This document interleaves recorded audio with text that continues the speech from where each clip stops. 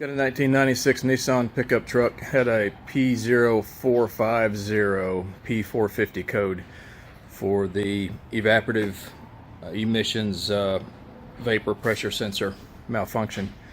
So back here underneath the bed is where this is located, near the charcoal canister.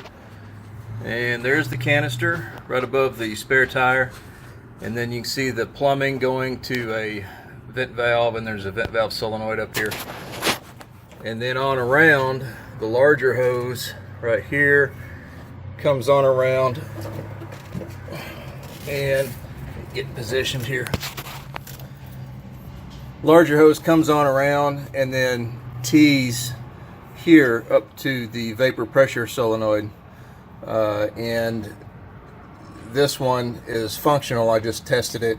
It's got good power, it's got good ground on the harness side, and it registers voltage variation when you apply vacuum. So it'll drop from about 3.4 volts down to 0 depending on the vacuum that's applied.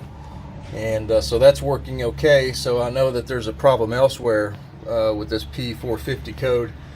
And so I kind of backtracked on the large hose here to where it turns into rubber going to the charcoal canister, and I squeezed it with a pair of pliers, and I could hear a really crunchy sound going on when I squeezed it with pliers. So I knew it was either full of dirt or full of carbon from a broken up charcoal canister inside.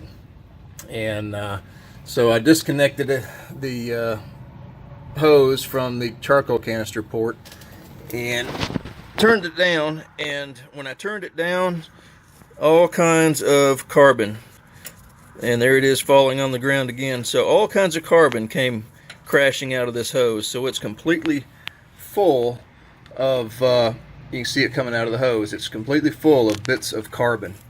As I squeeze it, you can see it falling right out of the hose. So this is going to need a new charcoal canister in order to resolve this P450 problem, and then blow out the lines and make sure there's no charcoal carbon that's plugging up the lines all the way forward to the engine compartment. So the best way to do that is really just to disconnect the lines and blow through it and make sure it's clear, and then retest the system.